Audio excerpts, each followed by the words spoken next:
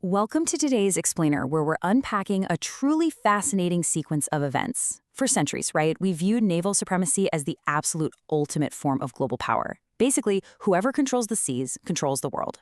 But today, we're going to look at how a naval blockade, which was originally meant to completely choke off a single country's economy, accidentally birthed a massive overland global trade network. It's just a textbook example of unintended consequences on a massive scale, literally shifting power from the oceans right back to the land. So how exactly does a naval blockade accidentally build a land empire? Let's dive right into this geopolitical chess match. Think about what happens when you squeeze a balloon in one place. The air doesn't just disappear, does it? No, it forcefully expands somewhere else. Well, when global powers tried to squeeze maritime trade routes, it forced a complete rewiring of global logistics. We're talking about rewriting centuries of maritime dominance in just a few short years.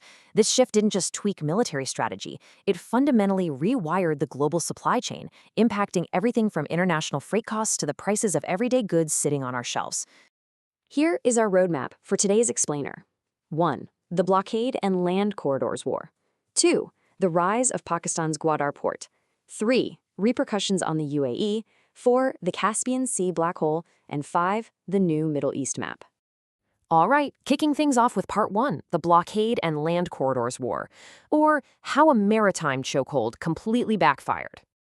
To really understand the board we're playing on, we have to quickly trace the geopolitical moves over the last several years. Back in 2015, a nuclear agreement was put in place to restrict Iran's capabilities, essentially serving as a baseline for regional stability. But, the game changed dramatically in 2018 when the U.S. withdrew from that agreement and initiated a really strict maritime blockade. The intent here was absolute: cut off oil exports and imports by using the ocean as an economic vice. It was this strategy of maximum pressure. But this tension, it didn't just stay neatly contained in the Persian Gulf, it escalated wildly. Fast forward to 2026, and we see Israel executing strikes on Iranian ships far from the original blockade zone, all the way up in the Caspian Sea. And striking in the Caspian is a massive escalation because it brings the conflict right to Russia's backyard. Now, the targeted nation didn't just sit idly by and take it. They didn't just push back militarily, they pushed back bureaucratically. In retaliation, Iran formally announced a maritime authority, the Strait of Hormuz Authority, to assert total legal and operational control over exactly who enters and exits the strait. Think of it kind of like the Suez Canal Authority. By formalizing this, they decided that anyone wanting to pass through this absolutely critical global choke point had to ask for their permission, completely flipping the legal realities of transit. Suddenly, shipping companies found themselves forced to comply or risk having their incredibly valuable cargo seized. And that brings us to the pivot. The old reality relied almost entirely on the Strait of Hormuz, which had suddenly transformed from this reliable global highway into a highly vulnerable bottleneck. Because that sea route became an absolute danger zone, the pivot was swift and historic. We moved to a completely new reality: the opening of 6 robust overland freight corridors connecting to neighboring Pakistan, China, and Turkey. We're talking about massive, rapid investments in railways, highways, and mountain passes. The blockade was bypassed entirely, simply by moving freight off the water and onto the dirt. Moving right along to Part 2, the rise of Pakistan's Gwadar port and how it's shifting the balance of power. Consider the transit time for these new routes.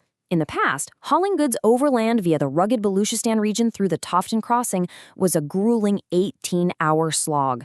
That much time on the road absolutely inflates fuel costs, increases the risk to cargo, and ruins supply chain efficiency. But by activating a new optimized route down to Pakistan's Gwadar port, that exhausting transit time was slashed down to just 2 hours. They literally took a multi-day logistical nightmare and turned it into a quick afternoon drive. By saving 16 hours per trip, overland shipping didn't just become possible, it became incredibly fast, highly profitable, and economically viable on a massive global scale. To truly grasp this shift, let's compare Dubai's massive Jebel Ali port to Pakistan's Gwadar port. Geography is destiny here, guys. Dubai is physically trapped inside the Persian Gulf. To get cargo in or out, ships have to pass right through the contested Strait of Hormuz, making it super vulnerable to disruptions, missiles, and drone threats. And multinational shipping conglomerates, they're naturally going to avoid a war zone. Meanwhile, Gwadar sits safely outside those crosshairs, directly on the Arabian Sea. It is completely shielded from the regional blockade and is rapidly integrating into these blazing fast overland networks. The whole power dynamic flipped practically overnight. Which leads us straight into Part 3, the crisis's repercussions on the UAE, and the sudden threat to a $37 billion crown jewel. Dubai's Jebel Ali port is the undisputed jewel of the Middle East.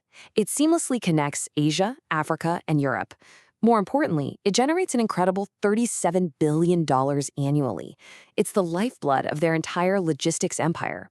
Imagine the sheer economic panic of having that guaranteed geographical monopoly suddenly vanish.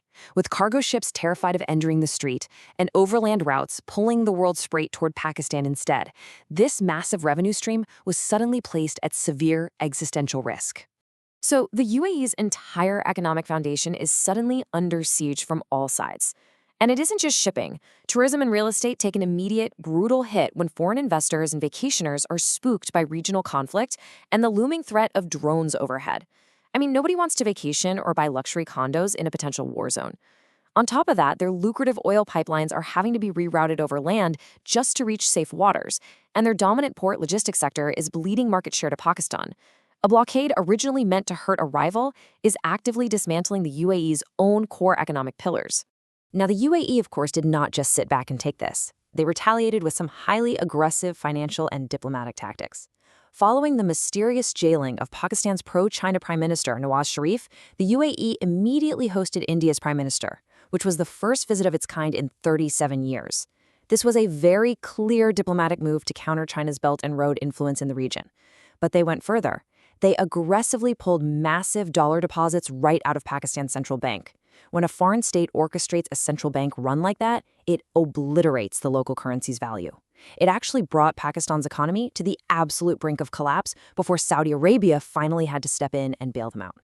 Let's shift gears to part 4, the black hole in the Caspian Sea. This is the hidden route shielding international trade. You know, U.S. politicians often refer to the Caspian Sea as a geopolitical black hole. It is a closed inland lake shared only by Russia, Iran, Azerbaijan, Turkmenistan, and Kazakhstan. Because it is completely cut off from the global oceans, global naval superpowers literally cannot access it. You cannot sail an American aircraft carrier into a landlocked lake, no matter how much the Pentagon might want to. This unique geography perfectly shields local actors from international blockades and Western oversight.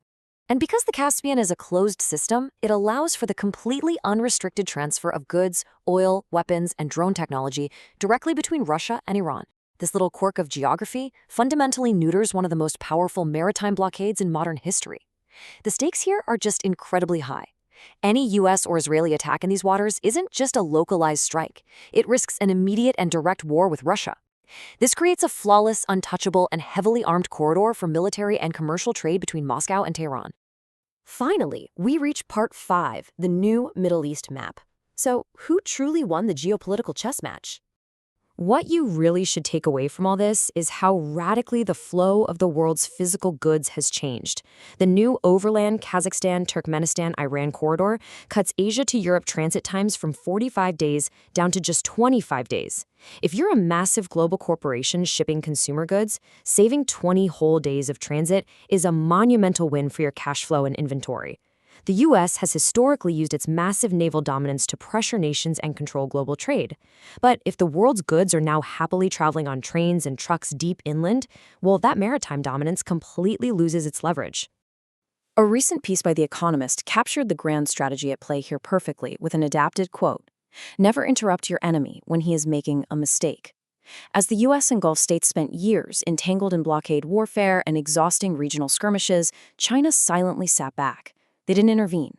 They just watched the maritime chaos unfold and used the perfect distraction to rapidly accelerate their own overland Belt and Road initiative, locking in land routes while everyone else fought over the water. To summarize this bizarre new reality, the world has fundamentally shifted. Major historical choke points like the Strait of Hormuz and the Suez Canal are genuinely losing their absolute relevance. We are witnessing the unstoppable rise of China's terrestrial infrastructure. And there's a pretty stark irony here, too. The very countries, like the UAE and Saudi Arabia, that supported intense maritime pressure are now desperately building land pipelines to escape the waters they helped turn into a war zone. With militant actions occurring in the Red Sea, those traditional sea routes are now seen as just as dangerous, if not more so, than the overland routes of the past. The law of unintended consequences is a powerful, unforgiving thing. When you try to block the sea, you might just force your opponent to conquer the land. So I'll leave you with this final thought for today's explainer. Between the United States, the Gulf states, and the targeted nations, who actually lost the most when the map fundamentally changed? Think about that and keep exploring. See you next time.